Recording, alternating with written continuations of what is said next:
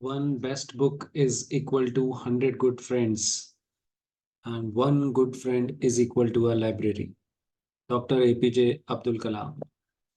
Hi, friends. This is Saurav Priti here on Knowledge Junction 2.0, and thank you so much for your love and appreciation to our Super 55 MCQ series that has been running on these days. And these are the last few hours as the year goes by, and we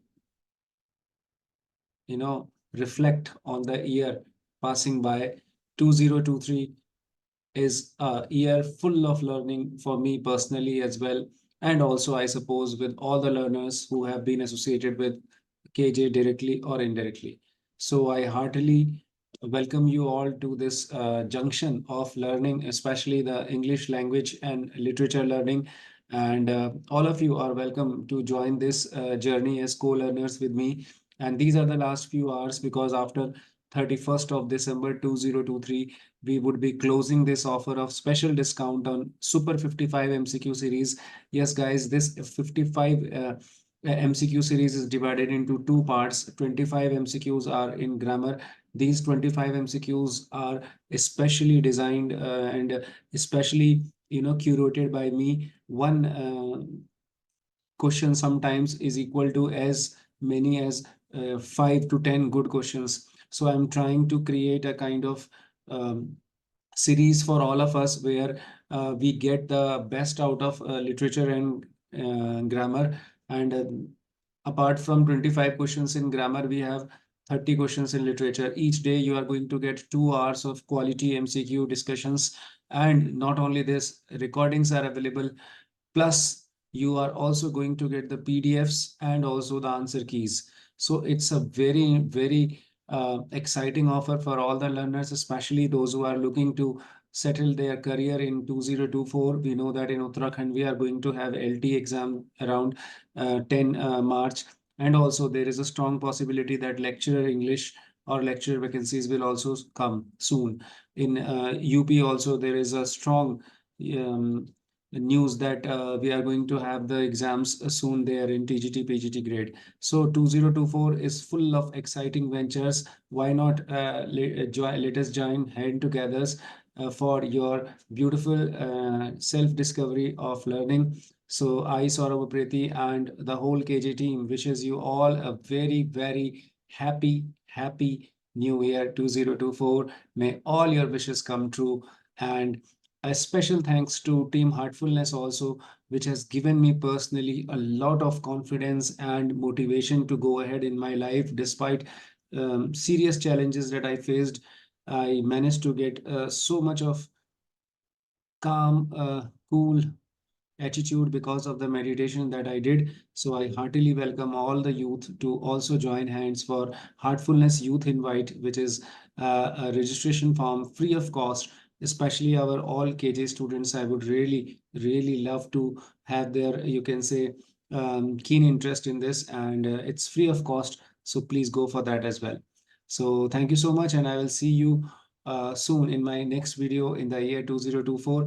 And at the same time, for all the learners, I am attaching a very important informative video on the paper solutions that I recently did.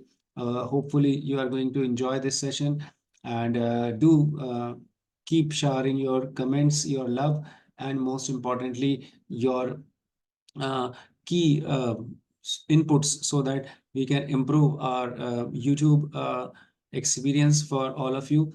Whatever suggestions that you are giving to us, we are noting them down and trying to get the better version of ourselves. Thank you once again and Happy New Year.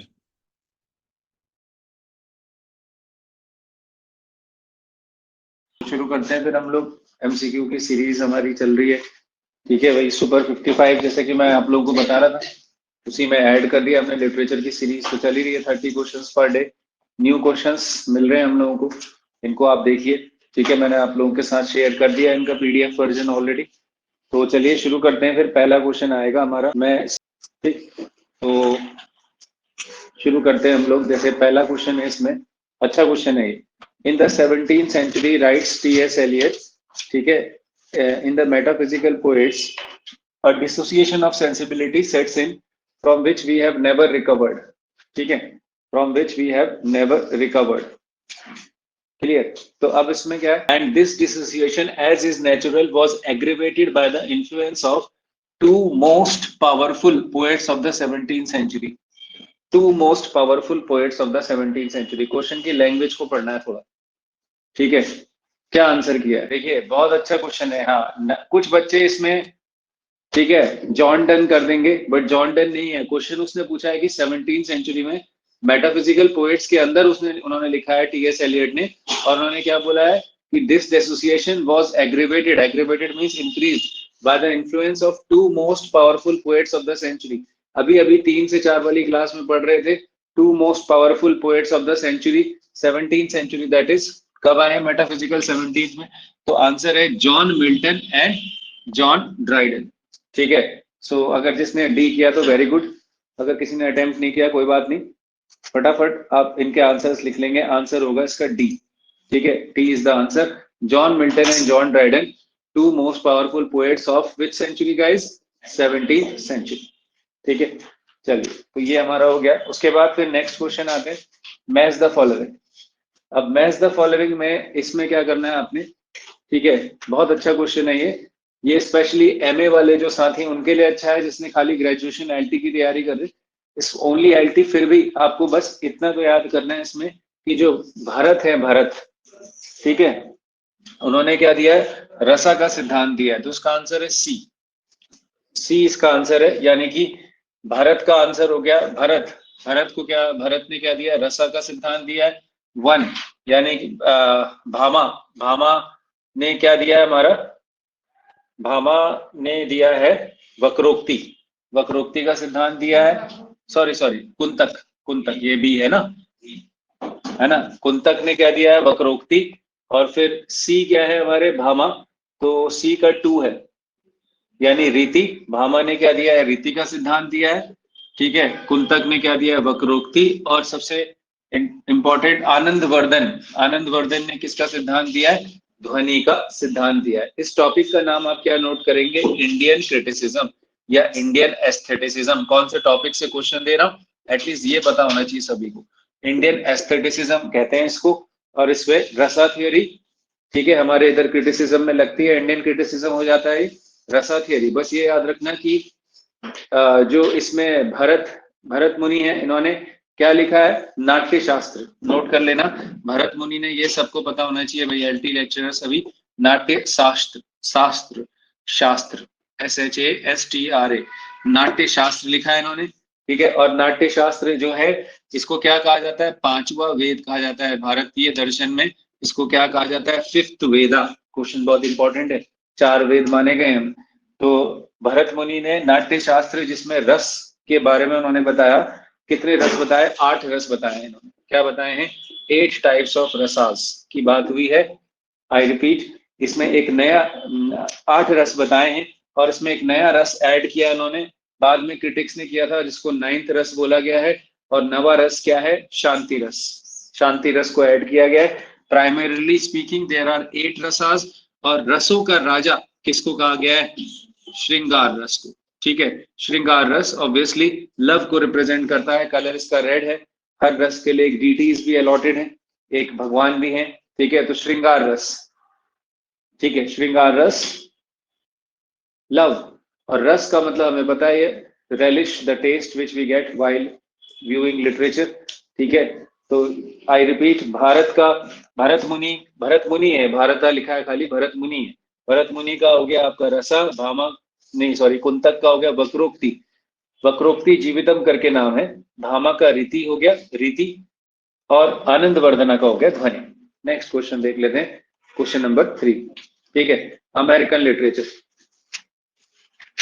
Question number 3 आएगा आपका American literature से। ठीक है, तो जल्दी से देखते हैं, बहुत इंपॉर्टेंट क्वेश्चन है, अमेरिकन ड्रामा का है। In fact, what was the name of the experimental theatre group founded in 1915? इतना याद कर लेना इस क्वेश्चन से। 1915 में सूजन ग्लासपेल, ठीक है, सूजन ग्लासपेल, यूसेट वालों के लिए रिपीट क्वेश्चन है। सूजन ग्लासपेल, यूजीन ओनेल, यूजीन ओनेल सबसे बड़ा नाम, Eugene O'Neill father of American drama. Her class में लिखा दे रहा हूँ, याद करवा रहा हूँ, यूजीन ओनेल को फादर ऑफ अमेरिकन ड्रामा कहते हैं, हेरी एप वाले। 1922 में आया था हेरी है।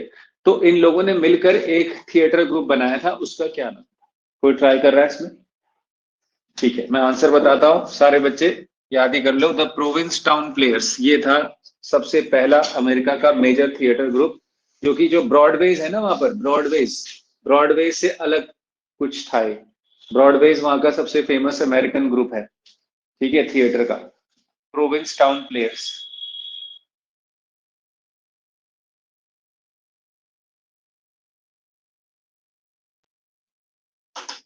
हो गया province town. Question number 3, 1915 Eugene O'Neill, बस इतना याद रखना है। क्वेश्चन 4 में आते, आई थिंक यहां से मैंने फिर सीरीज दी है पूरी जो आपको पहले करनी थी। फटाफट बताओ इसमें क्या किया आप लोगों ने, ट्राई करें। ठीक है, याद रख, घर का बहुत ही charming reference Thomas De Quincey ने कौन सा, बताओ? Lake poets, reminiscence of the English lake poets, याद रखना ये लेक पोएट से याद रखना ये term, English lake poets, reminiscence of the English lake poets करके वर्क है, किसका है? थॉमस डे क्विंसी का वर्क है। फटाफट राइटर का नाम नोट कर लो, वैसे पीडीएफ में भी दिया ही है, थॉमस डे क्विंसी का reminiscence of the English lake poet में इन्होंने वर्ड्सवर्थ के घर का बहुत मेमोरेबल जिक्र किया है। ठीक है, तो इसका आंसर है डी, डी इसका answer, reminiscence of the English lake poets, Thomas De Quincey. Thomas De Quincey ने वैसे ज्यादा फेमस वर्क कौन सा लिखा है? Confessions of an English opium eater, फटाफट नोट कर लो भैया, ये वर्क तो बहुत ही आ रहा है, confessions of an English opium eater,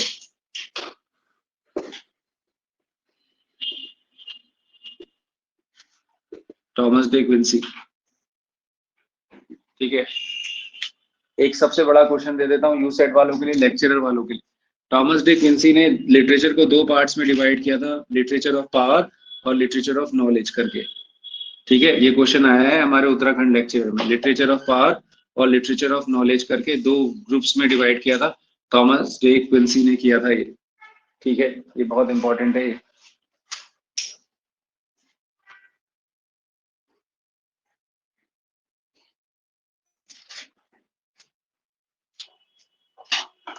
clear हो गया सब लोगों को?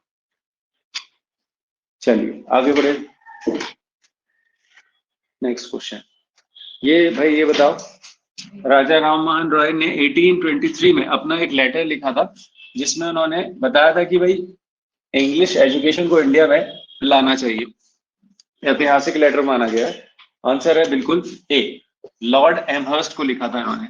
उस समय इंग्लैंड के जो गवर्नर जनरल थे वो लॉर्ड एमहर्स्ट थे, लॉर्ड एमहर्स्ट, AMHERST। ठीक है, लॉर्ड एमहर्स्ट को उन्होंने लिखा था। राजा राममोहन रॉय ने कब लिखा था? 1823 में ये लेटर। और इसमें मेन पॉइंट क्या है? इंट्रोडक्शन। इन्होंने पहले इंडियन थे जिन्होंने इंग्लिश एजुकेशन को इंट्रोड्यूस करने की बात यहाँ पर कही थी। यहीं से ओरिएंटलिस्ट करके एक कंट्रोवर्सी भी आई थी, ओरिएंटलिस्ट। ठीक है, फटाफट ये एमहर्स्ट नाम से एक क्वेश्चन क्रिएट कर रहा हूँ। Nun of Amherst, Amherst actually America में एक जगह है ना, एक सिटी का नाम भी है। नन ऑफ एमहर्स्ट किसको कहा जाता है?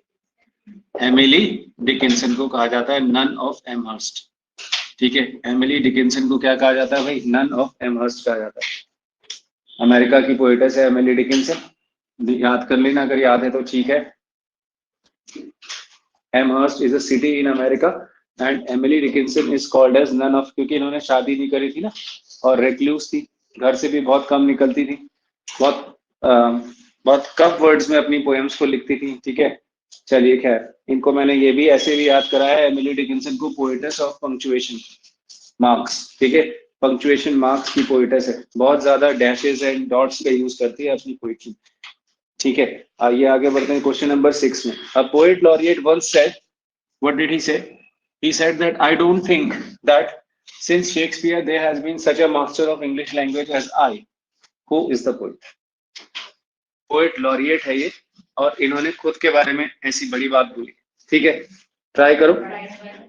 नहीं, इसमें आंसर है टेनिसन, याद रखना। हाँ, लग रहा है कि ड्राइडन ने बोला होगा, ठीक है, बट करेक्ट फैक्ट को याद कर लो, टेनिसन ने बोली है लाइन। ये क्वेश्चन मैंने बहुत पहले भी दिया था अपने एग्जाम्स में। ठीक है, सारे बच्चे याद कर लेंगे इस क्वेश्चन। क्या बोला है टेनिसन ने? I do not think that since Shakespeare there has been such a master of English language such as I, short में लिख दो master of English language such as I. ठीक है, तो आंसर है लॉर्ड एल्फ्रेड टेनिसन। जल्दी से देख लेते हैं टेनिसन कब बने पोएट लॉरिएट। 1850 में जब वर्ड्सवर्थ की डेथ हुई, और कब तक बने रहे, 42 ईयर्स तक, अपनी डेथ तक। ये याद कर लेना, टेनिसन का पोएट लॉरिएटशिप का टाइम स्पैन आया 1850 से 1892। ये टेनिसन का पोएट लॉरिएट सबसे लॉन्गेस्ट सर्विंग पोएट लॉरिएट्स में से एक है। ठीक है, 42 ईयर्स तक टेनिसन पोएट लॉरिएट बने रहे। ठीक, नेक्स्ट क्वेश्चन देख लेते हैं, question number 7। Who among the following is a, ये आ गया question, is a contemporary of Milton and wrote the worthy communicant। I hope आपने ये वर्क नोट कर लिया होगा, भले ही आंसर आए ना आए, आपको क्वेश्चन में से जो इंपॉर्टेंट चीज है उसको निकाल लेना है ना। तो वर्क क्या है, वर्दी कम्युनिकेंट। और मैंने क्या बोला, इट इज सेड दैट, ऐसा कहा जाता है इनके बारे में कि his prose can be read easily when Milton's must be studied. जहां मिल्टन का प्रोज हमें पढ़ने के लिए मेहनत करनी पड़ती है, स्टडीड मतलब मेहनत करनी पड़ती है, वहां इनका प्रोज बड़ी आसानी से हम पढ़ सकते हैं। ट्राई कर रहे हैं कोई? ठीक है, बहुत अच्छा, इसमें क्लोज ऑप्शंस है। देखो याद रखना, इसका आंसर है जेरेमी टेलर। हाँ, जेरेमी टेलर माइनर पोएट है। ठीक है, जेरेमी टेलर। क्या याद करवाया था इनके बारे में? हाँ, वो तो हेवुड है ना, ना वो वाले नहीं है। जेरेमी टेलर हैं, इनको कहा जाता है शेक्सपियर डिवाइन। याद आ गया, शेक्सपियर डिवाइन या डिवाइन शेक्सपियर, बहुत इंपॉर्टेंट टाइटल। 17वीं सेंचुरी के राइटर हैं, रिलीजियस राइटर हैं। ठीक है, इनका वर्क भी याद करवाया था मैंने, शेक्सपियर डिवाइन। बिल्कुल, holy dying and holy living, बिल्कुल इनका एक वर्क याद करा दे रहा हूँ। अभी वर्दी कम्युनिकेंट भी याद कर लेना, वर्दी कम्युनिकेंट आज की क्लास का बहुत इंपॉर्टेंट 5 स्टार क्वेश्चन है ये। जेरेमी टेलर छुपे हुए राइटर है, मगर ये आ जाएंगे एग्जाम में। 17वीं सेंचुरी के हैं, रिलीजियस राइटर है, शेक्सपियर डिवाइन कहा गया इनको, शेक्सपियर डिवाइन। और क्या बोला है इनका work, holy living and holy dying, holy living and holy dying, DYING।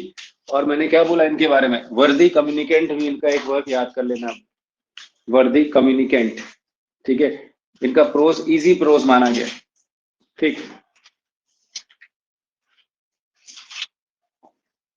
चलिए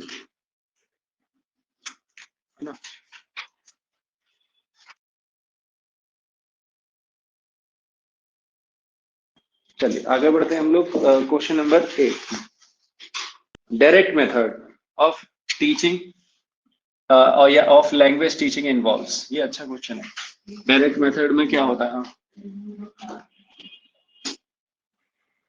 हाँ, ठीक है, ठीक है। और कोई आंसर? ए बोल रहे हैं काफी बच्चे, ऑनलाइन में भी बताओ। Direct method of language teaching involves the use of target language only, repetition of exercises, linguistic correctness या प्रॉब्लम सॉल्विंग एक्सरसाइजेस। इसका आंसर ए ही होगा। ठीक है, डायरेक्ट मेथड में हमेशा हम टारगेट लैंग्वेज का ही यूज करते हैं खाली, जिसको हम कह सकते हैं कि नेटिव लैंग्वेज का यूज बिल्कुल नहीं किया जाता है। तो ये क्वेश्चन मैंने पहले भी दिया था घुमा के। ठीक है, तो ए इसका आंसर है, the use of target language only. Direct method को मैंने क्या बताया था, और मदर्स मेथड भी कहते हैं। ये क्वेश्चन याद रखना, मदर्स मेथड डायरेक्ट मेथड को कहते हैं। और इसमें एक चीज और याद रखना, टीचिंग एड्स का यूज किया जाता है ज्यादा ना, टीचिंग एड्स का यूज किया जाता है। जैसे ये टेक्स्ट बुक मेथड नहीं है, इसमें आपका प्रेजेंटेशंस, चार्ट्स, डायग्राम्स, इनका यूज किया जाता है। क्वेश्चन आएगा कि किसका यूज किया जाता है, टीचिंग एड्स का यूज इसमें किया जाता है खूब। और मैंने क्या बोला, मदर्स मेथड भी कहते हैं इसको। ठीक है, आइए आगे बढ़ते हैं। मैच द फॉलोइंग, लंबा चौड़ा सा क्वेश्चन है भाई। ठीक है, अब इसमें आपने करना क्या है, ओके, एक तरफ राइटर उनके वर्क्स हैं और दूसरी तरफ क्या है, उनकी थीम्स हैं। तो मैच द फॉलोइंग, इसका आंसर मैं सीधा आपको बता देता हूँ, नहीं तो बहुत लंबा टाइम लग रहा है इन क्वेश्चंस में। सी इसका आंसर है, अगर आपने किया है तो ठीक है, नहीं तो सी आंसर करो। अब सी मतलब पहले का हो गया 3, ये वाला वैसे तो अनफेमिलियर वर्क है, लेकिन फिर भी चलो देख लेते हैं। क्रिस्टीना रोसेटी का goblin market. Christina Rossetti pre Raphaelites में डीजी रोसेटी की बहन है। ठीक है, और इन्होंने क्या लिखा है इसका, इसमें क्या है इसकी थीम, गॉबलिन मार्केट की, story of pleasure seeking Laura. Laura इसकी प्रोटैगनिस्ट है, and the conventionally moral Lizzie, Laura और लिजल, ठीक है, ये इसकी दो सिस्टर्स की कहानी है। फिर उसके बाद क्या है आपका वन, यानी कि मैथ्यू आर्नल्ड का सोहरा बिन रुस्तम पढ़ाया था मैंने।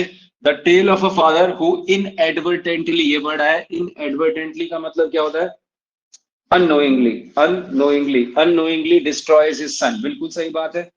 उसके बाद फिर क्या है आपका रॉबर्ट ब्राउनिंग का रिंग एंड द बुक, क्या है फोर्थ ऑप्शन, यानी कि अ सेंसेशनल 17th है ये, 17th century murder presented through multiple dramatic monologues, बहुत इंपॉर्टेंट वर्क था ये रॉबर्ट ब्राउनिंग का रिंग एंड द बुक। और लास्ट में आर्थर ह्यू क्लो, ठीक है, द बोदी ऑफ टोबर ना वुल्श। ये दोनों, पहला और चौथा डिफिकल्ट वर्ड है, आपको डिफिकल्ट वर्ड्स हैं, आपको बी और सी से निकाल लेना था इसका। तो इसका 2 है, यानी कि gently satiric account of an Oxford student on vacation. जल्दी से बता दो आर्थर ह्यू क्लो के डेथ किसने लिखा है एलजी? मैथ्यू आर्नल्ड ने लिखा, ठीक है, वेरी गुड। क्या है एलजी का नाम? थायरसिस, बिल्कुल, ये वही वाले आर्थर ह्यू क्लो है, ये राइटर भी है, ठीक है। थायरसिस किसने लिखा है? मैथ्यू आर्नल्ड ने। One of the greatest pastoral elegies माना जाता है थायरसिस को, आर्थर ह्यू क्लो की डेथ के ऊपर लिखा गया। ये इनका वर्क ना, बोदी ऑफ अ टोबर ना वोलिश, जो भी लिखा है, इसको अपनी कॉपी में लिखना, मेहनत करनी है थोड़ा सा, है ना, लिखने वाली मेहनत ज्यादा करनी है, शॉर्टकट नहीं मारना है कहीं पर भी, है ना। इतने बड़े ऑप्शंस तो मैं भी नहीं कह रहा लिखने को, मगर जो मेन जैसे जो नहीं पता उसको लिखना, जो पता है उसको छोड़ देना, ये एक पॉइंट बता रहा हूं, ठीक है।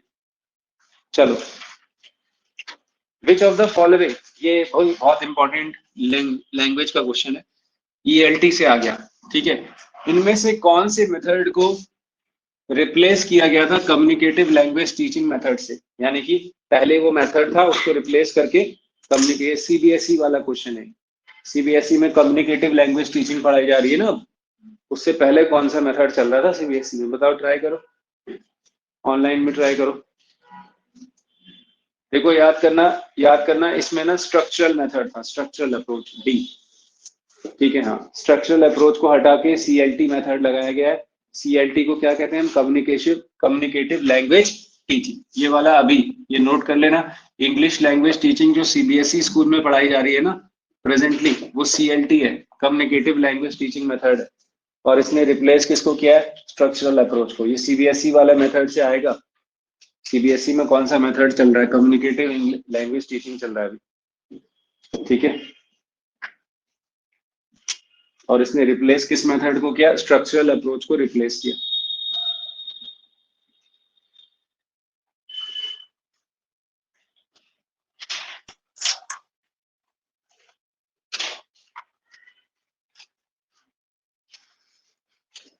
आगे बढ़े।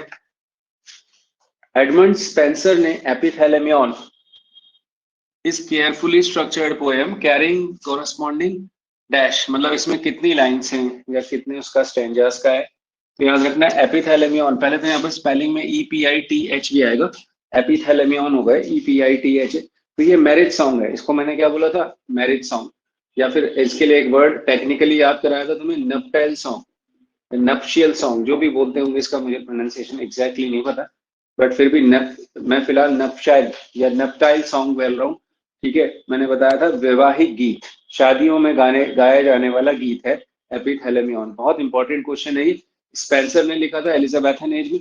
तो इसका आंसर याद करना, इसमें 365 दिन होते हैं हमारे और 365 लाइन है, each line corresponding to a day of the year, allegory में लिखते थे Spencer.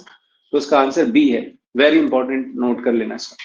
365 lines, each line corresponding to each day in a year, ठीक है, एपिथैलेमियन। स्पेंसर का कौन सा वर्क है जिसमें मंथ्स हैं, 12 मंथ्स पर डेडिकेटेड है वो? शेफर्डेस कैलेंडर, बिल्कुल याद रख लो, शेफर्डेस कैलेंडर में 12 महीनों की बात है और एपिथैलेमियन में 365 डेज की बात है, ठीक है जी। शगुनाकर, हाँ जी, ठीक है। Question number 12, in his introduction of the book, again a very important question ना सभी बच्चों के लिए, क्या है इसमें? एक बुक है Oxford book of 20th century, इस बुक का टाइटल प्रॉपर नोट करेंगे, वेरी इंपॉर्टेंट एंथोलॉजी है, Oxford book of 20th century English verse, इसका ईयर बहुत इंपॉर्टेंट है 1973। किसने एडिट किया इस एंथोलॉजी को? Again very important writer, Philip Larkin. ठीक है, 20th सेंचुरी की टाइमलाइन में पढ़ रहे होगे, फिलिप लार्किन। ठीक है, चर्च गोइंग वाले, मूवमेंट पोएट वाले, इन्होंने अंडरलाइन की है importance of a native tradition with dash seen as the major poet of the modern poet. अब देखो फिलिप लार्किन ने, याद रखना, मॉडर्न मेजर मॉडर्न पोएट में, मैंने बताया था ना फिलिप, आज ही क्लास में पढ़ाया था सुबह वाली में, कि Philip Larkin anti T S Eliot है। तो टीएस एलियट को तो नहीं करेंगे वो, हालांकि T S Eliot by general consent major poet है, तो टीएस एलियट नहीं होगा। ठीक है, और इसमें जो है आपका लॉरेंस है नहीं, इन्होंने पोइट्री ज्यादा लिखी नहीं, ईट्स भी बड़ा ऑप्शन इन दोनों में, तो इन्होंने लेकिन किसको माना है? हार्डी को एज द ग्रेटेस्ट पोएट माना है, मॉडर्न पोएट, फिलिप लार्किन। ठीक है, आंसर क्या होगा इसमें? सी, सी आंसर होगा, थॉमस हार्डी। ठीक है, हाँ याद रखना, बी नहीं है इसका आंसर ना, एंटी टीएस एलियट है खुद ही लार्किन। चलिए, सी आंसर याद रखना, सही वाला है, गलत वाले को दिमाग से उड़ा दिया करो। अब ये आ गया सबसे इंपॉर्टेंट क्वेश्चन, हैमलेट से आ गया, हैमलेट से कोई भी क्वेश्चन इंपॉर्टेंट है। ठीक है, इस क्वेश्चन की लैंग्वेज भी थोड़ी टेढ़ी मेढ़ी है, आइए देखते हैं। कोटेशन तो नोट ही कर लीजिएगा अगर आपने अभी तक नहीं किया है तो, जब तक मैं आपको टाइम दे रहा हूँ। ठीक है, क्या है quotation? The TDS, TDS TEDIOUS wiseacre, wiseacre who meddles, meddles मतलब घूम फिर के जाना, टेढ़ा मेढ़ा जाना, सीधे रास्ते से नहीं जाना, his way to his doom, doom का मतलब पतन, डिके। ठीक है, अब वर्ड्स पहले देख लेते हैं। टीडीएस का मतलब होता है कॉम्प्लिकेटेड, जो हर चीज, सरल चीज को जटिल बना देता है। ठीक है, टीडीएस, या बोरिंग भी कहते हैं, मोनोटोनस। ठीक है, वाइजेकर, वाइज से ही निकल रहा है, बुद्धिमान व्यक्ति को कहते हैं। तो यहाँ पर एक ऑक्सीमोरोन लग गया, क्या लग गया भैया? ऑक्सीमोरोन, दो वर्ड्स अपोजिट सेंस के आगे, एक तरफ तो कह रहा है जटिल, तो एक तरफ बुद्धिमान, तो यानी कि एक ऐसा व्यक्ति जो जटिल है लेकिन बुद्धिमान है। ठीक है, और मेडल्स, मेडल्स मतलब टेढ़े मेढ़े रास्तों से घूमकर अपने ही पतन की तरफ चले जाता है, यानी कि एक होशियार व्यक्ति जो कि अपनी ही प्रक्रियाओं को कॉम्प्लिकेट करता है और इस तरीके से अपनी ही डेथ को रचता है। तो ये कहा गया है पोलोनियस के लिए, किसके लिए कहा गया? पोलोनियस के लिए। पोलोनियस बहुत ही अक्लमंद आदमी है। ठीक है, क्लॉडियस का एक तरीके से राइट हैंड है, मगर उसकी ये इतनी ज्यादा अकल होना उसी को नुकसान कर जाती है। पोलोनियस है कौन बाय द वे? किसका फादर है? Yes, Polonius is the father of Ophelia, Ophelia, OPHELIA, Ophelia इसमें ऑफ कोर्स हैमलेट की बिलवड है जो सुसाइड कर लेती है, और पोलोनियस को बाय मिस्टेक हैमलेट क्या करता है? मार देता है। ठीक है, हाँ, पोलोनियस छुपकर बात सुन रहा है हैमलेट और उसकी मदर की, तो उसको लगता है हैमलेट को कि यही जो है क्लॉडियस है, उसके बूट्स दिखाई दे रहे हैं बस, तो वो स्टैब कर उसको तलवार से मार देता है। बट पता चलता है कि उसने बाय मिस्टेक किसको मार दिया है? हैमलेट ने पोलोनियस को। इसकी वजह से पोलोनियस का जो लड़का है, ध्यान से सुनना, पोलोनियस का जो लड़का है यानी कि ओफिलिया का भाई है लाएटस। कौन है? लाएटस, LAERTES, इंपॉर्टेंट कैरेक्टर है ये। लाएटस इससे पंगे ले लेता है हैमलेट से, लाएटस को लगता है कि हैमलेट ने मेरे फादर को मार दिया। तो फिर लाइटस और हैमलेट का एक बहुत फेमस फेंसिंग मैच है, लास्ट में तलवारबाजी वाला ड्यूएल है, जिसमें ऑफ कोर्स दोनों के लिए डेडली ड्यूएल प्ले करते हैं। ठीक है, लाइटस भी मर जाता है और हैमलेट तो मरता ही। ठीक है, तो ये रिलेशंस भी क्लियर हो गए। और क्या बोला मैंने? पोलोनियर, इस पोलोनियस के बारे में दो रिलेशन बताए, एक तो फादर ऑफ ओफेलिया और एक क्या बोला? Wise adviser of Claudius, Claudius का वाइज एडवाइजर के तौर पे भी है। ठीक है,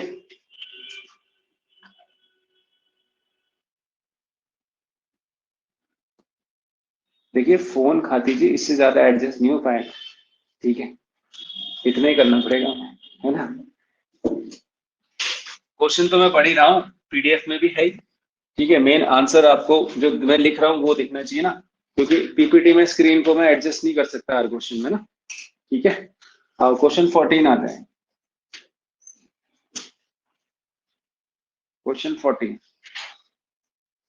वैसे कोशिश कर रहा हूं मैं।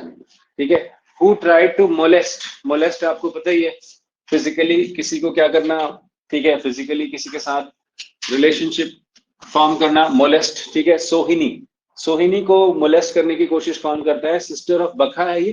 अब ये मैंने क्यों डाला क्वेश्चन, क्योंकि एलटी में आया उत्तराखंड में, और वैसे भी ये हमारे मुल्क राज आनंद का पहला नॉवल है, अनटचेबल से उठाया है, ठीक है। तो अनटचेबल किसने लिखा है? मुल्क राज आनंद ने, पहला नॉवल है, टाइमलाइंस में पढ़ रहे थे, 1935 में लिखा गया पहला नॉवल है। मुल्क राज आनंद पहले ऐसे राइटर है, इंडियन राइटर, जो कि समाज के सबसे उपेक्षित वर्ग, सबसे निचले वर्ग के बारे में लिखते हैं। तो जो उसमें मोलेस्ट करता है बखा की सिस्टर सोहिनी को, उसका नाम नेगेटिव ही है वैसे भी, कालीनाथ, ठीक है। आंसर क्या है इसका? B, Kalinath is the answer, ठीक है। कालीनाथ जो है मोलेस्ट करने की कोशिश करता है इसमें। कैरेक्टर्स के नाम भी याद हो गए सबको। अगर कोई पूछेगा कि हीरो कौन है इस नॉवल का, अनटचेबल कौन है, ठीक है, ये अनटचेबल आपको पता है गांधी जी ने कहा था, जो निम्न वर्ग है ना, उनके लिए उनको कहा था। तो ये बखा है, बखा की जो सिस्टर है, उन्होंने नहीं कहा था, उन्होंने उसके लिए एक दूसरा हरिजन वर्ड यूज किया था। तो लेकिन मैं आपको बता रहा हूँ कि अनटचेबल्स पर मुल्क राज आनंद ने लिखा था, और ये बखा इसका हीरो है। कैरेक्टर का नाम पता चला सोहिनी, और यहाँ पर कालीनाथ आपको पता चल गया विलेन है, ठीक है। आगे बढ़ते हैं क्वेश्चन नंबर 15 में। बहुत ही फेमस क्वेश्चन इस सेंस में कि वेयर इग्नोरेंस इज ब्लिस। मैंने पहले भी बताई थी यार। क्लास में कितना रिटेन कर पा रहे हैं आप लोग? ऑफलाइन वाले बताएं, ठीक है। कौन सी पोयम? थॉमस ग्रे इसका आंसर है। वेयर, देखिए क्या, कितनी जबरदस्त लाइन है। जहां अज्ञानता का आनंद है, इग्नोरेंस का मतलब क्या है? अज्ञानता। ब्लिस का मतलब आनंद। जहां अज्ञानता का आनंद है, वहां ज्ञानी बने रहना मूर्खता है। यानी कि हमें हमेशा अपने ज्ञान के लिए विनम्र रहना चाहिए। कुल मिला के बहुत ही अच्छी सी लाइन आपने हमेशा भर के लिए सीख ली। इन लाइंस का यूज करें अपनी लाइफ में। आंसर है ग्रे। और ग्रे की कौन सी पोएम है, ये मैं टाइटल दे रहा हूं आपको, odd on the prospect of Eton college, ठीक है।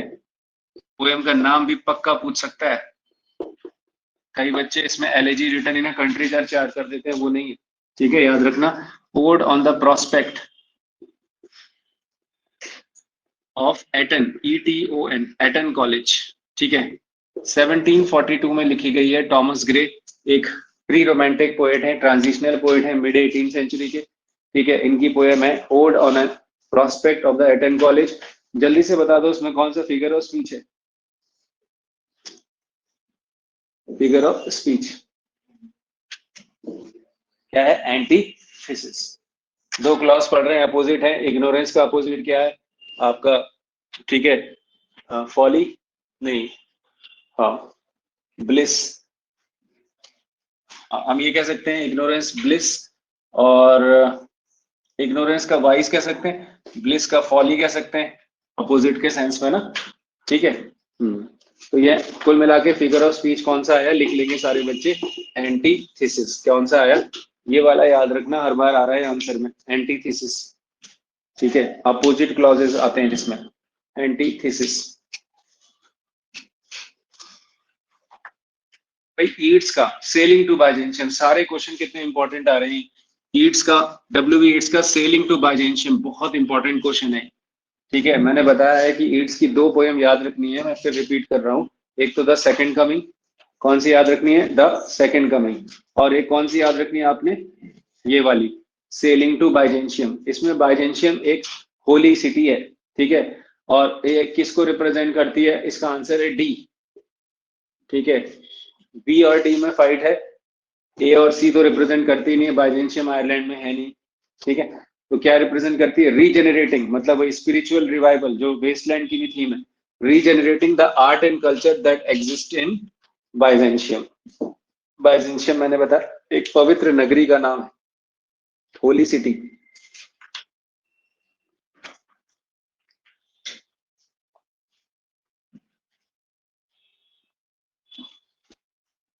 ठीक है, क्वेश्चन नंबर 17 में आते हैं।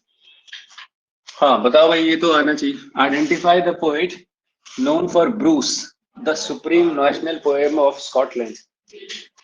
जॉन बारबर, बिल्कुल जॉन बारबर ने लिखी है भाई। एक ही क्वेश्चन आता है बारबर से, इसमें स्पेलिंग देख लेना, BARBOUR, बारबर से बार बार, बारबर से बार बार, एक ही क्वेश्चन आता है, कौन सा? ठीक है, ब्रूस। तो आप एलिट्रेशन हो जा रहा है इसमें, BR की साउंड जो है बार बार आ रही है, ठीक है। तो Bruce is the answer, supreme national poem of Scotland. ठीक है, कौन सी एज से है क्वेश्चन? एज ऑफ चौसर, चौसर की एज में है, सिंपल वन लाइनर। अब ये आते हैं, ये देखते हैं, ये आपका टेस्ट करेगा थोड़ा सा आपके कॉन्फिडेंस को। हाँ बताइए, कन्फेस में ऑफलाइन वाले बच्चों से भी मैं आंसर लेना चाहूँ। इंग्लिश करें, ठीक है, ऑनलाइन वाले भी, हाँ। और कोई इंग्लिश के अलावा किसी को लातिन लग रहा है, फ्रेंच, एंग्लो सैक्सन, ठीक है, लग रहा है किसी को? चलिए, इंग्लिश इज द आंसर, बिल्कुल। कन्फेसियो अमेंटिस का टाइटल लातिन में है, मैंने बताया था, याद करवाया था, लेकिन it is the only work written by, किसने लिखा है? John Gower, which is written in English. ठीक है, जॉन गार का एकमात्र वर्क, मेजर वर्क, जो उन्होंने इंग्लिश में लिखा है, याद रखना, टाइटल लातिन में है इसका। मैंने बताया ना, कॉन्फिडेंस चेक करेगा ये वर्क, वहां पर लगेगा कि नहीं यार इंग्लिश पढ़ा जैसा, और लातिन तो, लेकिन टाइटल तो इंग्लिश में नहीं है, लातिन में लग रहा है, बट आपको वहां पर अपने आर्ट की सुननी, ठीक है, माइंड वहां पर दिमाग लगा सकता है। तो जो पढ़े हुए क्वेश्चंस हैं उसमें हमेशा याद रखना, मैं भी अभी इस बीच पेपर दे रहा हूँ और आगे भी आप लोगों को बता रहा हूँ, हार्ट और माइंड का कंफ्लिक्ट अगर आए, अगर पढ़ा हुआ है तो हार्ट के साथ जाना है, मतलब सुना हुआ है, भले वो गलत लगे आपको, यहाँ पर हो सकता है आपको ये गलत लगे, माइंड कहेगा कि नहीं यार इंग्लिश तो वर्ड ही नहीं है, तो यहाँ पर हार्ट में जाना है। बाकी जो पढ़ा हुआ नहीं है क्वेश्चन, उसमें अगर दोनों में आ जाए तो फिर वहां माइंड लगा सकता है। आगे बात समझ, ठीक है, जहां पढ़ा हुआ है, अगर हल्का से भी याद है कि यार ये क्वेश्चन मैंने किसी भी तरीके से पढ़ा था, तो वहां पर आपको हार्ट का मतलब गट फीलिंग के साथ जाना चाहिए। ठीक है, ये आपको एक टिप्स दे रहा हूँ, बहुत इंपॉर्टेंट। चलो, क्वेश्चन नंबर 19, ये भी पढ़ा हुआ है जैसा question. My own great religion is the religion of blood, किसने बोला था? The flesh beginning as wiser than the intellect, याद रखना बिल्कुल, D H Lawrence is the answer. ठीक है, B is the answer, D H Lawrence ने बोला था। एक लाइन में लिख लो इस क्वेश्चन को, क्या बोला था? My religion is my blood, बस एक लाइन में याद कर लो, my religion is my blood. DH Lawrence, sons and lovers वाले, सन्स एंड लवर्स वाले डीएच लॉरेंस, ठीक है, लेडी चैटरलेज लवर वाले डीएच लॉरेंस, ठीक है, बहुत बार करा दिए इनके दो नॉवेल्स ये वाले। चलिए आगे बढ़ते हैं, क्वेश्चन नंबर 20। अगेन ये ऐसा क्वेश्चन है जो कि आपके एग्जाम के पॉइंट ऑफ व्यू से अगर कहें तो बिल्कुल ही इंपॉर्टेंट है। ठीक है, हाँ, ये मैंने पूछा भी नहीं था अभी तक, इनमें से कौन सा Nobel prize winning English playwright भी है, स्क्रीन राइटर भी है, डायरेक्टर भी है और एक्टर भी है, डायरेक्टर भी है और एक्टर भी है? तो आंसर है इसमें डी, यस, हेरल्ड पिंटर। इसमें आर भी लिख लेना लास्ट में ऑप्शन में, हेरल्ड पिंटर। ठीक है, 2005 नोबेल प्राइज विनर, 2005 में इनको क्या मिला है? नोबेल प्राइज मिला है। आइए फटाफट इनके बारे में लिखते हैं, छूट गए थे थोड़े हमारे। हेरल्ड पिंटर साहब, तो ये कहाँ के हैं? ब्रिटेन के हैं, ब्रिटेन के हैं। और सबसे बड़ी बात, 2005 में नोबेल प्राइज है इनको। दूसरी सबसे इंपॉर्टेंट बात है, ठीक है, यहाँ पर नहीं दिख रहा, यहाँ दिख लेता हूँ, 2005 में क्या है? नोबेल प्राइज है इनको। और मैंने बोला था कि इनके जो प्लेस है ना, इनके प्लेस को कहा जाता है थिएटर ऑफ मेनिस, बहुत इंपॉर्टेंट है, थिएटर ऑफ मेनिस। ये क्वेश्चन फिर से आ जाएगा एलटी में कि किसने एक नया फॉर्म ऑफ थिएटर इंट्रोड्यूस करा है ब्रिटेन में, थिएटर ऑफ मेनिस। ठीक है, और इनकी जो साइलेंसेस हैं प्लेज में, उनके लिए एक वर्ड यूज किया जाता है, पंक्चुएटेड साइलेंसेस। ठीक है, कैरेक्टर्स इनके प्लेज में साइलेंट बहुत रहते हैं, मगर वो डेडली साइलेंस होता है, पंक्चुएटेड साइलेंसेस का यूज करते हैं अपने प्लेज में। हेरल्ड पिंटर साहब, सबसे बड़ी बात कि हेरल्ड पिंटर के दो प्लेज आपने याद रखने, एक तो द बर्थडे पार्टी, इनका ग्रेटेस्ट प्ले माना गया, बर्थडे पार्टी के अंदर से लेक्चरर वालों के लिए और यूसेट वालों के लिए आएगा ही आएगा बर्थडे पार्टी। ठीक है, एलटी वालों को नाम पता होना चाहिए बेसिक पहले, बर्थडे पार्टी। और एक है इनका play the caretaker, the caretaker, ठीक है, द केयर टेकर और the birthday party. Harold Pinter, ठीक, थिएटर, राइटर, एक्टर, सभी कुछ हैं। ठीक है,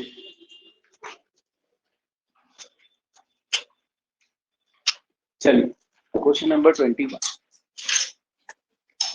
ग्रैहम ग्रीन्स नॉवल, आज ही आए थे ग्रैहम ग्रीन, ठीक है, ग्राहम ग्रीन्स के नॉवल में क्या देखा जा सकता है? किसके मेंटोर हैं ये? हमने सुबह पढ़ाया था Graham Greene, Graham Greene R K Narayan, ठीक है, याद रखना है सब लोगों को। Graham green is the mentor, हमारे इंडियन लिटरेचर में कैसे आ जाएगा question, mentor of are K Narayan. Are K Narayan का जो पहला नॉवल था ना, स्वामी एंड हिज फ्रेंड्स, पक्का आने वाला है क्वेश्चन यू सेट में भी, ठीक है, उसको किसने लॉन्च करने में मदद करी थी? तो आंसर है ग्राहम ग्रीन ने करी थी, ठीक है। 1935 में आया था आर के नारायण का पहला नॉवल, क्या आया था? स्वामी एंड हिज फ्रेंड्स, ठीक है। और इसमें इनके नॉवेल्स में याद रखना ए इज द ऑप्शन, कैथोलिसिज्म है, कैथोलिक राइटर है, प्रॉपर रिलीजियस राइटर है ग्राहम ग्रीन। आंसर है ए, कैथोलिसिज्म, इनके नॉवेल्स में कैथोलिसिज्म दिखाई देता है। और आज ही हमने इनका एक कौन सा नॉवल किया था, the power and the glory. एक नॉवल भी याद कर लो, बस एक नॉवल याद कर लो और एक इनकी थीम याद कर लो और एक आर के नारायण साहब के मेंटर है, ये याद कर लो, the power and the glory. इसका ईयर नहीं आएगा, वैसे मैंने टाइमलाइन में आज ईयर भी दिखाया, ठीक है।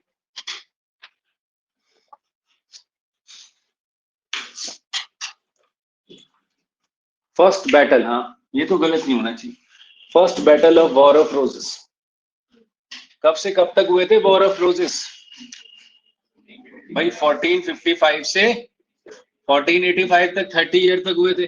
तो फर्स्ट बैटल भी कब हुआ होगा? इसी साल हुआ होगा। 1455 is the answer, A option 1455 इसका आंसर है। बैटल ऑफ या वॉर ऑफ रोजेस कब हुए थे, मतलब कौन सी सेंचुरी में हुए थे? 15th सेंचुरी में, ठीक है। किन किन के बीच में हुए थे? यॉर्क्स वर्सेस लैंकेस्टर्स। कौन जीता था? एक बार देख लेना यार, मैं भूल जाता हूँ जीता कौन था, है ना? कंफर्म है किसी को? हाँ, लैंकेस्टर्स जीते थे, ठीक है। और एक चीज और, इसमें इस वॉर ने क्या डिसाइड किया था? It decided the first dynasty. Main question ऐसे भी आ जाएगा घुमा के, इस वॉर के बाद इंग्लैंड की पहला वंश स्थापित हुआ। कौन आया पहला वंश? क्या नाम था वंश का? ट्यूडर वंश, ट्यूडर डायनेस्टी आया था और उसका राजे का नाम क्या था? King Henry 7। 8 मत करना यहाँ पर, 8 इसके बाद आया। किंग हेनरी 7 आया था। कौन सी डायनेस्टी में आए थे? Tudor dynasty. कब आई थी Tudor dynasty? War of roses and होने के बाद पहला वंश है, ठीक है। सब कुछ मैंने बता दिया बिल्कुल इर्द गिर्द वाला, बस एक ये यॉर्क और यही वाला नहीं बता पा रहा हूँ। अच्छा आपको पता होगा इधर लैंकेस्टर जीते हैं, ठीक है, चलो क्लियर हो गया। लैंकेस्टर पर टिक कर देना, लैंकेस्टर्स 22 हो गया। देखो ये क्वेश्चन सीधा सीधा नेट से उठाया है मैंने, नेट मतलब नेट हमारा जो इंग्लिश नेट होता है वो वाला, इंटरनेट नहीं, ठीक है। इंग्लिश नेट से उठाया। बताओ आप, versus on the death of doctor Swift. याद रखना स्विफ्ट ने खुद ही की डेथ पर लिखे थे, अपने ऊपर ही एलर्जी लिखी थी, बताया था ये क्वेश्चन, ठीक है। तो आंसर क्या होगा इसका? Jonathan Swift. डी का आंसर, सॉरी 23 का आंसर डी होगा। वर्ल्ड का बहुत कम ऐसे राइटर होते हैं जिन्होंने अपनी डेथ से पहले ही अपने ऊपर एलर्जी लिख ली थी, ठीक है। जोनाथन स्विफ्ट, ठीक है। गुलिवर ट्रैवर्स वाले जोनाथन स्विफ्ट, फेरोशियस सटारिस्ट कहा जाता है इनको। आगे बढ़ते हैं। कल का क्वेश्चन आ गया बेल इंपीरिया, कौन से इसमें हमने पढ़ा था, कौन से प्ले से है? The Spanish tragedy. देखो हमने अंदर कैरेक्टर्स पढ़े मगर उसने थोड़ा सा और अंदर पूछ लिया। अगर किसी ने प्ले थोड़ा सा पढ़ा होगा ना तो आप निकाल लोगे। याद रखना कि वो अपने लवर्स, उसके कौन से लव, एक तो होरेशियो है जिसको मार दिया जाता है, एक एंड्रिया भी है उसका लवर, ठीक है। वो क्या देती है उनको? स्कार्फ देती है, स्कार्फ देती है, याद रखना। तो इसमें क्या होगी? What did Bel Imperia give to both her lovers? The answer is C, a scarf, ठीक है। कौन से प्ले से आया है? The Spanish tragedy. कब आया है? 1587 आई थिंक, 1587। क्या कहा गया इस प्ले को? फर्स्ट एलिजाबेथन ट्रेजेडी, ठीक है। उसके अलावा फर्स्ट रिवेंज ट्रेजेडी, और किसने लिखा है इसको? टॉमस किड ने, ठीक है। इसका हीरो कौन है? होरेशियो तो नहीं है, हीरो तो होरेशियो के फादर है, कियर निमो। कौन है? कियर निमो। होरेशियो के फादर कौन है? Hieronimo. The hero who bites his own tongue at the end, बहुत इंपॉर्टेंट फैक्ट, ठीक है। And becomes mad. Last line ऐतिहासिक है इस प्ले की, Hieronimo is mad again. T S Eliot ने इस लाइन को उठा लिया अपने वेस्टलैंड, ठीक है। एल्यूजन का भी यूज है, ठीक। चलो, और होरेशियो जो ये कैरेक्टर है, ये शेक्सपियर ने हैमलेट में सेम नेम लिया, हैमलेट का एक फ्रेंड है होरेशियो, ये भी आ सकता है, ठीक है। On whose tomb, on whose tomb, again ये वो क्वेश्चन है जो हमारा देखते हैं कि हमें क्या है, ऑफलाइन ऑनलाइन सभी बताओ तो इसका आंसर। नहीं तो इसमें क्या होगा आंसर, पक्का, ठीक है, वेरी गुड, ठीक है, आंसर होगा D, none of the above. ऐसे क्वेश्चन भी आने लग गए हैं आजकल, अगर आपको फैक्ट पता होगा कि ये किसका एपिटैफ है, Shakespeare, very important, good friend for Jesus sake forbear to dig the dust enclosed here, blessed be the man that spares these stones and cursed be he that moves my bone. It is an epitaph. जिनको नहीं पता पूरी आप ये starting की line note कर लें, एपिटैफ of Shakespeare है, शेक्सपियर की कब्र पर उनकी डेथ में के बाद उनको याद करते हुए लाइन है, ठीक है। बहुत ही इंपॉर्टेंट क्वेश्चन आज की क्लास का, जिसको नहीं पता उसके लिए सबसे मोस्ट इंपॉर्टेंट क्वेश्चन है, जिनने पढ़ा है उनके लिए ये थोड़ा सा ट्रिक थी इसमें, कि आंसर है नन ऑफ द अबव, ठीक है। शेक्सपियर का एपिटैफ है, एपिटैफ किसको कहते हैं हम जानते हैं, जो ग्रेव्स पे लिखा जाता है, टूम्स पे लिखा जाता है, ऐसे शॉर्टकट में लिख लेना, good friend for Jesus sake forbear dot dot that moves my bones, इतना लिख लेना आप, शेक्सपियर का एपिटैफ है ये, ठीक है।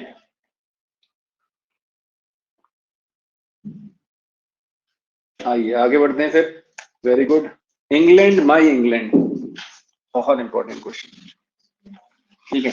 ऐसा क्वेश्चन है जो पढ़ा होगा तो ठीक है, नहीं पढ़ा होगा तो इसमें छेड़ना सही है ना, एंटी वालों के लिए तो नेगेटिव ही है भाई, और इधर यू सेट वालों में तो नेगेटिव नहीं है, वो कर सकते हैं, बट अगेन आंसर बताता हूं इसका, अनफेमिलियर टॉपिक से है ये, हेनले, W.E. हेनले ने लिखी है इंग्लैंड माय इंग्लैंड, बहुत फेमस इस पोएम के बारे में आइए देखते हैं, थोड़ा हेनले के बारे में भी देखते हैं, जल्दी से इसमें लिखना है हमें थोड़ा। देखो सबसे पहले तो W.E. हेनले क्या है, विक्टोरियन पोएट हैं, और इनको ना क्या कहा जाता है, one legged poet, actually he unfortunately lost his one leg and that's why he is called as a one legged poet, ठीक है। ये क्वेश्चन आ सकता है अगर उन्होंने टफ बनाना होगा पेपर, तो आंसर अगर आपने पढ़ा होगा तो कोई दिक्कत ही नहीं है। हेनले को क्या कहा जाता है, one legged poet, he lost his one leg. फिर उसके बाद विक्टोरियन पोएट, हेनले की जो सबसे इंपॉर्टेंट पोएम है वो है इनविक्टस, भैया ये पोएम तो इतनी इंस्पिरेशनल है, कई बार मैंने पढ़ा है इस पोएम को खुद से भी, और कभी भी लाइफ में आप डाउन फील करो, आउट फील करो, तो गो फॉर दिस पोएम, 1875 में लिखी गई है इनविक्टस, ठीक है। बहुत ही इंपॉर्टेंट पोएम है, जो लोग पोइट्री लवर्स हैं उनके लिए बहुत अच्छे है, मोटिवेशनल पोएम्स में आती है। इनफैक्ट मैंने आज सुबह की क्लास में भी बताया था कि जो अफ्रीकन गांधी जिनको कहा गया, हम जानते हैं नेल्सन मंडेला साहब, उन्होंने अपने प्रिजन में जो अपने फेलो प्रिजनर्स थे उनको मोटिवेट करने के लिए भी इस पोएम को कई बार गाया करते थे। क्वेश्चन अगर वैसे नहीं आएगा, आपको पता होना चाहिए, तो Nelson Mandela was also personally hugely influenced by this poem Invictus। तो इनविक्टस का मतलब क्या है, इसका हो सकता है कुछ ग्रीक या लातिन इसका मीनिंग हो, इसको पूरी चीरफाड़ कर लीजिएगा, इसकी लाइंस को भी याद कर लीजिएगा, होमवर्क दे दे रहा हूं मैं, ठीक है। इसमें अगर डिटेल जाऊंगा तो ज्यादा समय लगेगा।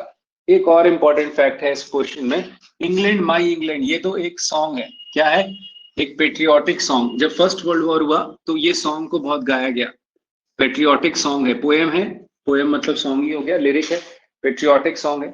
इसको जिंगोइस्टिक सॉन्ग भी कहा था। जिंगोइज्म पता है, जिंगोइज्म बताया था एक बार, वैसे भी पता होना चाहिए जिंगोइज्म, ठीक है। अंधभक्ति, अंध देशभक्ति, ब्लाइंड नेशनलिज्म, शोविनिज्म भी कहते हैं इसको, शोविनिज्म।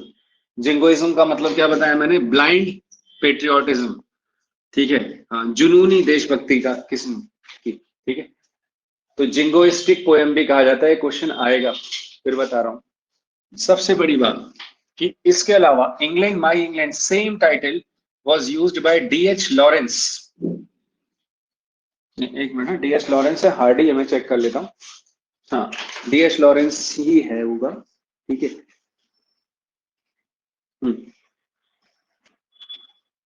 D.H. लॉरेंस, ठीक है। Same poem, same title was used by D.H. Lawrence as a short story collection, ठीक है। ये क्वेश्चन आया है ना, या कहीं पर पूछा है, मैंने देखा है, शॉर्ट स्टोरी कलेक्शन के तौर पे इसी टाइटल को डीएच लॉरेंस ने यूज किया था बाद में, इंग्लैंड माई इंग्लैंड। ठीक है, चलो लिख लिया सबने?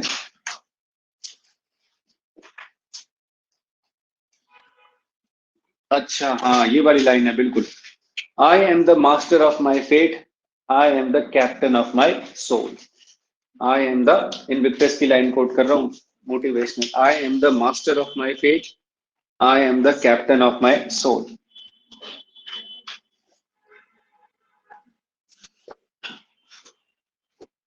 आई am the master of my fate, I am the captain of my soul. ठीक है, मुझे अंजना जोशी एक हमारी मेरी स्टूडेंट है, उनका याद आ गया, उन्होंने भी स्टेटस पे यही लगाए रखा तैयारी के दौरान। इवेंचुअली उनकी रैंक 4 है। ठीक है, आप इंटरव्यू भी देखना यूट्यूब चैनल में, अपनी नॉलेज जंक्शन 2.0 में अंजना जोशी का। ठीक है, लेक्चर में रैंक 4। ठीक, तो इस तरीके की लाइन से मोटिवेट भी होते हैं हम अंदर से, हमें लगता है कि yes we can also do it ना, जब ऐसी लाइन पढ़ रहे हैं हम। ठीक, चलिए आगे बढ़ते हैं। Question number 27, the preliminary version of Joyce's portrait of the artist as a young man का प्रिलिमिनरी मतलब अर्ली वर्जन में हमने, या इसका जो है क्या नाम रखा था जेम्स जॉयस ने। ठीक है, याद रखना, ए इसका आंसर है, स्टीफन हीरो। स्टीफन डिडोलस हीरो का नाम भी था इसमें, स्टीफन हीरो इसका ओल्ड नेम है, ऐसे लिख सकते हो आप, अभी भी लिखा है। ठीक है, बहुत बढ़िया। तो स्टीफन हीरो मैंने बताया था आपको, और एक चीज मैं आपको पूरी क्लास में बता रहा हूं कि इसी में मैंने आज सुबह लिखवाया था कि डिलन थॉमस ने लिखा है portrait of the artist as a young dog. ठीक है, हाँ, रिलेट कर रहा हूँ क्लास के सारे लेक्चर्स को। डिलन थॉमस ने क्या लिखा है title, portrait of the artist as a young man की जगह क्या लिख दिया उन्होंने, डॉग, टाइटल चेंज कर दिया था। और यहाँ पर ये क्वेश्चन है कि इस novel portrait of the artist as a young man बहुत फेमस नॉवल है ये। ठीक है, बिल्डुंग्स रोमा का एग्जाम्पल है, inner growth of the novel और novelist, inner growth of the character, Stephen Hero इसका अर्ली नेम था इस नॉवल का। चलिए आगे बढ़ते हैं, क्वेश्चन 28, ये है बिल्कुल ही नया क्वेश्चन। ठीक है, what is the title of the prose pamphlet Edmund Spenser wrote in the year 1596 में? स्पेंसर ने एक प्रोज पैम्फलेट लिखा, सीधा वन लाइनर है। ठीक है, क्या कर रहे हैं? हाँ बिल्कुल, वेरी गुड, इसका आंसर है बी। इसका आंसर है a view of the present state of Ireland. Ireland से इन्फ्लुएंस थे, आयरलैंड में रहे भी अपने, आई थिंक एडमंड स्पेंसर का आप एक बार चेक करना, नहीं आयरिश, शायद आयरिश इनका कनेक्शन है। ठीक है, हाँ आयरलैंड में ना। ठीक है, तो स्पेंसर, हाँ हाँ, इनके बारे में ये भी है कि आयरलैंड में जब ये रहे तो ही वॉज वेरी अनहैप्पी। ठीक है, तो इनको वहां बिल्कुल पसंद नहीं आया था आयरलैंड। खैर, a view of the present state of Ireland, ये एक पैम्फलेट है जो किसने लिखा है, स्पेंसर ने, ईयर है 1596। 29th क्वेश्चन आया है आपका, 1960 में Colossus first book of poem, हाँ Sylvia Plath, very good very good, Sylvia Plath से क्वेश्चन बनेगा ही बनेगा, सिल्विया प्लाथ। ठीक है, American confessional poetess Sylvia Plath. फटाफट 2-3 पोएम्स लिख लेते हैं इनकी। पहला कलेक्शन तो आपने देख ही लिया, डैडी आया है 1960 में। ठीक है, इनका जो मेन सबसे फेमस पोएम है पूरी क्लास कैपिटल लिख लेगी इस पोएम को, डैडी। ठीक है, डैडी, डैडी इनकी सबसे फेमस पोएम है। कन्फेशनल पोएटेस है, सेंसेशनल सुसाइड किया है, मैंने कई बार बता दिया इनके बारे में। टेड ह्यूक्स की वाइफ है ये, और सिल्विया प्लाथ कन्फेशनल पोइट्री में बहुत बड़ा नाम है। एक बहुत ही सेंसेशनल तरीके से इन्होंने अपने आप को डेथ कर दिया था, मार दिया था। तो कन्फेशनल पोएटेस में इनकी एक पोएम है डैडी, और एक है लेडी लेजारस, लेडी लेजारस। ये 2 पोएम्स तो याद ही रख लेना आप। और एक कुछ मिरर करके भी है, ये कुछ छोटी क्लासेस में लग रही है कहीं, हाँ द मिरर करके है ना, ऐसा कुछ टाइटल है। खासकर ये ऊपर की दोनों तो बहुत इंपॉर्टेंट है, डैडी इनकी सबसे इंपॉर्टेंट पोएम है। इसमें इलेक्ट्रा कॉम्प्लेक्स दिखाती हैं।